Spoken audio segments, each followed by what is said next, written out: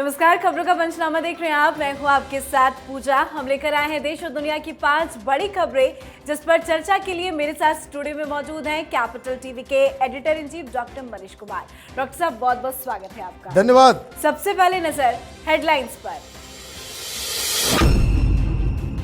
तवांग झड़प के बाद अरुणाचल पहुंचे राजनाथ, चीन को दिया कड़ा संदेश, कहा किसी भी स्थिति के लिए तैयार भारत।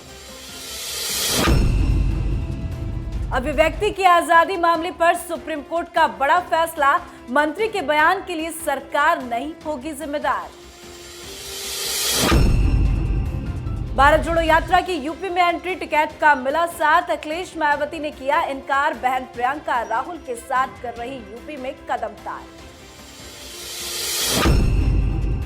सीपीएम बीजेपी पर ममता बनर्जी हुई हमलावर, कहा रामवाम एक हो गए, ममता का बड़ा दावा, बीजेपी और लेफ्ट में हो गया समझौता।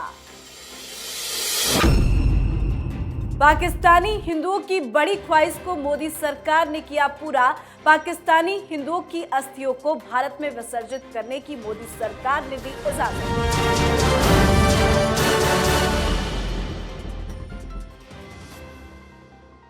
आज की सबसे पहली खबर में बात तवांग झड़प के बाद अरुणाचल से राजनाथ सिंह के कड़े संदेश की।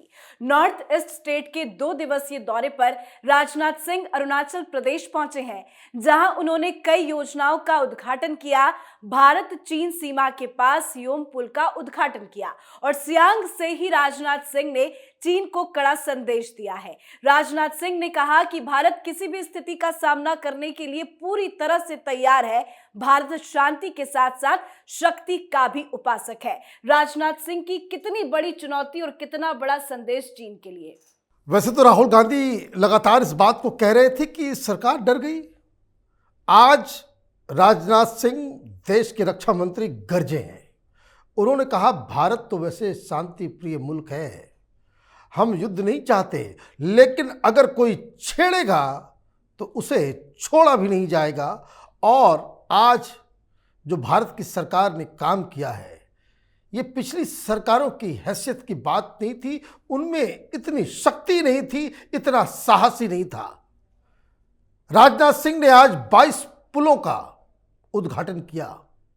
बीआरओ के द्वारा बनाया गया ये तमाम रोड जो चाइनीज बॉर्डर से सटा हुआ है, मतलब ये इंफ्रास्ट्रक्चर के डेवलपमेंट में पूरी तरीके से टॉप गियर पे मोदी सरकार काम कर रही है, ताकि जो बॉर्डर पे तैनात सैनिक हैं उन तक रसद पहुंचने में और सैनिकों के आवाजाही में कोई विलंब ना हो। अब प्रधानमंत्री मोदी बार बार कहते हैं कि वो चाइना के सामने झुकना नहीं चाहते और ये काम उसके सबूत हैं। जॉर्ज फर्नांडिस साहब जब रक्षा मंत्री थे अटल बिहारी वाजपेयी की सरकार में, तब उन्होंने 74 सड़कों के बारे में जिक्र किया था, जो आर्मी की तरफ से लिस्ट दी गई थी कि ये रोड्स बनने बहुत ही ज़रूरी है अगर चीन से मुकाबला करना है तो।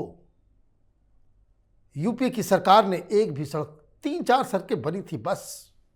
और उस वक्त के रक्षा मंत्री एंटोनी साहब ने कहा था कि हम इसलिए नहीं बना रहे कि अगर हमने बना दिया तो चाइनीज घुस आएंगे और हमारी उन सड़कों का इस्तेमाल चाइनीज करेंगे।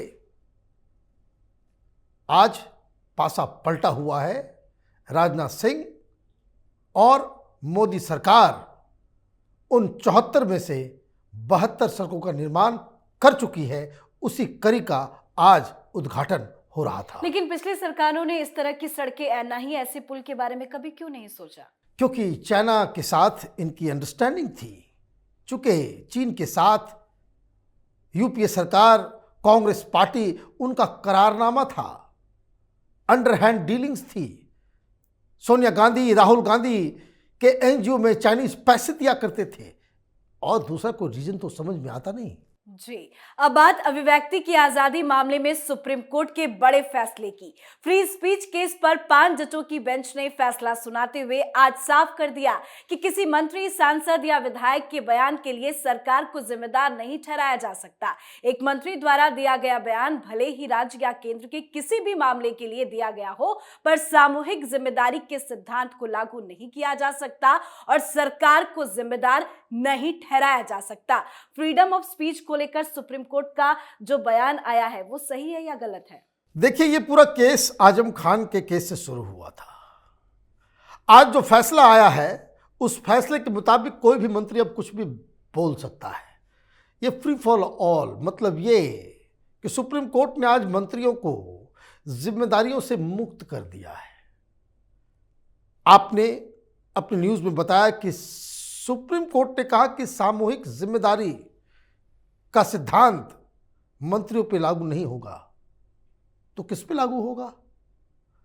सामूहिक जिम्मेदारी का मतलब यह होता है कि कैबिनेट का कोई भी मंत्री, सरकार का कोई भी मंत्री कहीं कोई बयान दे तो वो सरकार की बात मानी जाएगी। सरकार का कोई मंत्री भ्रष्टाचार में लिप्त होता है तो ये जिम्मेदारी सरकार की, प्रधानमंत्री की होनी चाहिए, और अगर राज्य की बात है तो मुख्यमंत्री की होनी चाहिए। चूंकि सरकार को एक यूनिट की तरह और तमाम जो मंत्री हैं वो उसके एक हिस्सेदार होते हैं, इसलिए सामूहिक जिम्मेदारी का सिद्धांत दुनिया के हर डेमोक्रेसी में है। कोई मंत्री कोई बयान दे दे, वो सरकार का बयान क्यों नहीं होगा? वैसे बहुत ही ज्यादा फ्रीडम ऑफ स्पीच को महत्व दिया गया। यहां इंडिविजुअल व्यक्ति, अगर कोई मंत्री है तो वो एक इंडिविजुअल भी है, उसके अधिकार को प्राइमेसी सुप्रीम कोर्ट दे रही है। उसकी जिम्मेदारियों को सुप्रीम कोर्ट ने पीछे कर दिया। पता नहीं, दुनिया के तमाम डेमोक्रेसी में तो मंत्री सरकार के लाइन के बाहर जाकर के कुछ नहीं बोलते, किसी भी विवाद पे वो मुंह नहीं खोलते। क्यों? क्योंकि ये एक अनरिटन लॉ है कि जिस विभाग का वो विषय है वो उस विभाग के बारे में बोले। एक रॉन्ग प्रेसिडेंस बना है। कोई मंत्री कोई भी बकवास कर ले और वो कह दे ये मेरी निजी राय है। ये निजी राय का जो ये किसको कह सकते कि एलिबाय सुप्रीम कोर्ट ने आज जो प्रदान किया है उससे कई सारे मंत्री, नेता वो बहक जाएंगे। कल तो फिर यही बात होगा कि पार्टी के प्रवक्ता कुछ कहें और उनको कहा जाएगा तो मेरी पर्सनल राय है। पर्सनल राय अगर है तो फिर आप प्रवक्ता क्यों हो? और अगर कोई मंत्री ये कहे कि मेरी निजी राय है तो फिर मंत्रिमंडल भी क्यों हो? आम आदमी बन जाओ। तो ये मुझे लगता है कि एक एलिबाय दिया गया। सुप्रीम कोर्ट का ये जो फैसला है उसको इस तरीके से देखा जाना चाहिए कि सुप्रीम कोर्ट ने मंत्री की जिम्मेदारी को कम महत्व दिया, उसके इंडिविजुअल लिबर्टी को ज्यादा महत्व सुप्रीम कोर्ट ने दे दिया। बिल्कुल, लेकिन मामला भले ही आजम खान के केस से जुड़ा हो, लेकिन अब सारे मंत्री क्या अपने जबान पे लगाम लगा पाएंगे और फ्री हो जाएंगे? और फ्री हो जाएंगे। अब तो कुछ भी कोई बोलेगा जी। ये उचित नहीं है मेरे हिसाब से। अब बात कांग्रेस की भारत जोड़ो यात्रा की। कन्याकुमारी से कश्मीर तक के लिए निकली कांग्रेस की भारत जोड़ो यात्रा की उत्तर प्रदेश में एंट्री के साथ ही यात्रा फेल हो गई। राहुल गांधी को यूपी में किसान नेता राकेश टिकैत का साथ तो मिला, लेकिन विपक्षी दल के नेताओं का सिर्फ और सिर्फ आशीर्वाद ही मिल सका। अखिलेश, मायावती, जयंत चौधरी ने यात्रा में शामिल होने से इनकार कर दिया।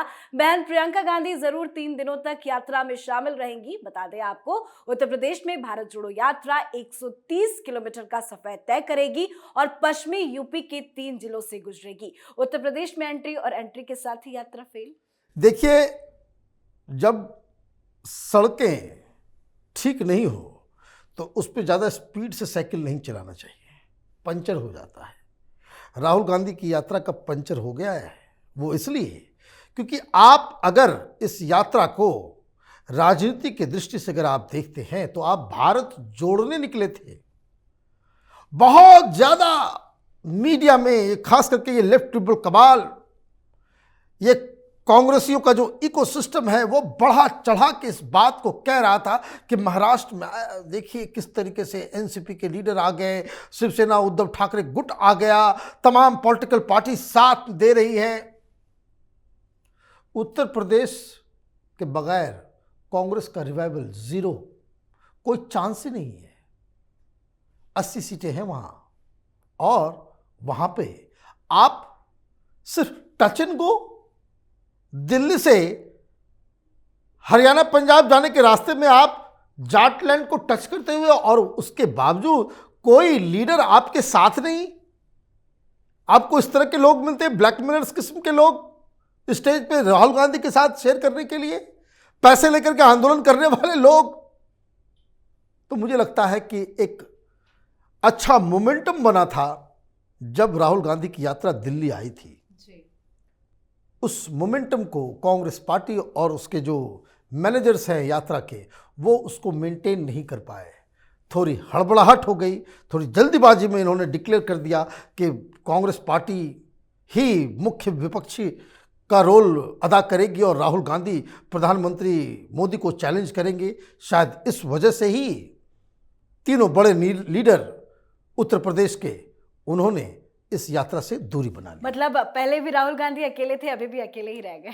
वो पहले भी अकेले थे, अभी भी अकेले हैं और आगे भी अकेले रहेंगे अगर इस तरह की चीजें।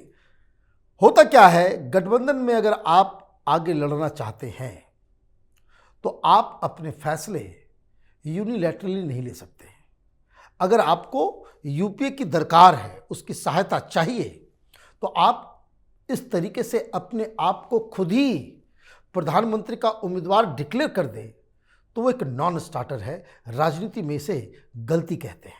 जी, अगली खबर में बात बंगाल की मुख्यमंत्री ममता बनर्जी के बड़े बयान की। ममता बनर्जी ने इस साल होने वाले पंचायत चुनाव को ध्यान में रखते हुए टीएमसी के नए अभियान दीदी सुरक्षा कवच की शुरुआत की। इस दौरान ममता ने बीजेपी और सीपीएम पर तीखा प्रहार किया। ममता बनर्जी ने कहा कि अब राम वाम मतलब बीजेपी लेफ्ट एक हो गए हैं, बीजेपी और लेफ्ट में गोपनीय समझौता हो चुका है। वहीं ममता के इस बयान पर सीपीएम ने पलटवार किया। सुजान चक्रवर्ती ने दावा किया कि राजनीतिक रूप से बीजेपी की मदद करने के लिए ममता बनर्जी ने भगवा पार्टी और वाम दलों के बीच गुप्त समझौता होने की टिप्पणी की है। क्या ममता बनर्जी डर के इस तरह के बयान दे रही हैं? ममता बनर्जी बहुत ही स्मार्ट पॉलिटिशियन है। हालांकि उनका कोई प्रभाव बंगाल के बाहर नहीं है, लेकिन बंगाल के अंदर तो वो बहुत नाप तौल करके अपने चालों को चलती है। ममता बनर्जी तय नहीं कर पा रही है कि दुश्मन कौन है, क्योंकि अभी जो हाल में कुछ चुनाव हुए उसमें सीपीएम और बीजेपी का ग्राफ बहुत डाउन हुआ है बंगाल के अंदर, क्योंकि नतीजों के बाद जिस तरीके से रेप और जिस तरह से हिंदुओं के साथ अत्याचार हुआ और भारतीय जनता पार्टी के लीडर बंगाल वाले सब वो मैदान छोड़ के भाग गए लड़ने के बजाय, तो वो दे फेल्ट अनप्रोटेक्टेड। तो एक तो बीजेपी डाउन हुई है और वामपंथी जो जिससे लड़ते हुए अब तक ममता बनर्जी यहां तक पहुंची, उनमें कुछ शक्ति बढ़ रही है, उनका वोट परसेंटेज भी बढ़ रहा है। तो अब ममता बनर्जी को यह तय करना है भाई दुश्मन कौन है, किससे लड़ा जाए। एक बात बिल्कुल क्लियर है, वामपंथी दल और भारतीय जनता पार्टी, ये दोनों भारतीय राजनीति के दो अलग अलग, दे आर पोल्स अपार्ट। दुनिया इधर से इधर हो जाएगी, भारतीय जनता पार्टी वामपंथियों के साथ कोई सीक्रेट अलायंस करे ये इम्पॉसिबल है। लेकिन ममता बनर्जी ये बात कह रही है तो ज़रूर एक राजनीतिक चाल है, और वो चाल ये है कि वो वामपंथियों को खड़ा करना चाहती हैं वापस।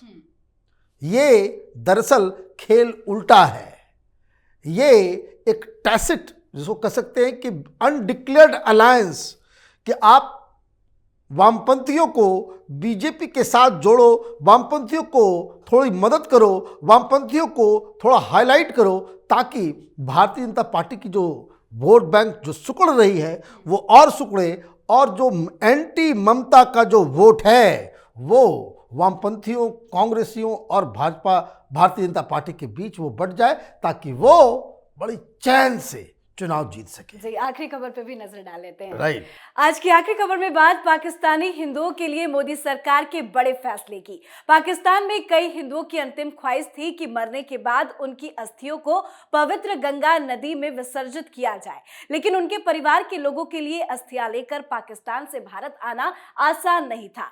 ऐसे में अब मोदी सरकार ने बड़ा कदम उठाया है। अब पाकिस्तानी हिंदू अपने लोगों की अस्थियां को लेकर उत्तराखंड के हरिद्वार आ सकेंगे और अस्थियों को धार्मिक क्रियाओं के अनुसार पवित्र गंगा में विसर्जित कर सकेंगे। नरेंद्र मोदी सरकार ने स्पॉन्सरशिप पॉलिसी में संशोधन किया है। संशोधन के बाद मृतक पाकिस्तानी हिंदुओं के परिवार के लोगों को 10 दिनों का ट्रैवल वीजा भी दिया जाएगा। आखिर मोदी सरकार पाकिस्तान हिंदुओं पर इतनी ज्यादा मेहरबानी क्यों दिखा रही है? बिल्कुल दिखाना ही चाहिए। हिंदू चाहे पाकिस्तान में हो, अफगानिस्तान में हो, दुनिया के किसी भी कोने में हो, उनका मूल, उनका जो जड़, उनका जो रिश्ता हिंदुस्तान के साथ है, उसको कौन मिटा सकता है? अब तक की सरकारें इस पे ध्यान नहीं दी। कहाँ उन्हें तो ढंग से दाह संस्कार, अंतिम क्रिया करने भी नहीं दिया जाता मुस्लिम देशों के अंदर। तो हिंदुस्तान आगे बढ़ के ये काम नहीं करेगा तो कौन करेगा? और प्रधानमंत्री मोदी ने ये काम किया है। मैं तो आश्चर्यचकित हूँ, अभी तक किसी मौलवी, मौलाना, ये वामपंथी, ये सेकुलर गैंग का कोई बयान नहीं आया कि ये कहते कि भाई कुछ मुसलमानों को भी यहाँ पे कब्र की व्यवस्था की जाए पाकिस्तान से आए हुए।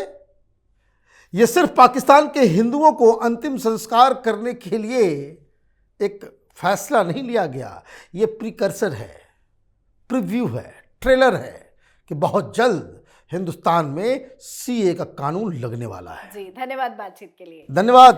तो खबरों का पंचनामा में आज के लिए फिलहाल इतना ही। आज अपने शो ब्लैक एंड व्हाइट में आपको बताएंगे सुप्रीम कोर्ट और मोदी के बीच किन 5 मुद्दों पर होगी आर पार की लड़ाई। साथ ही देश विदेश की बाकी खबरों और उनके सटीक एनालिसिस के लिए देखते रहिए कैपिटल टीवी। हमें लाइक कीजिए, शेयर कीजिए और कैपिटल टीवी को सब्सक्राइब कीजिए। नमस्कार।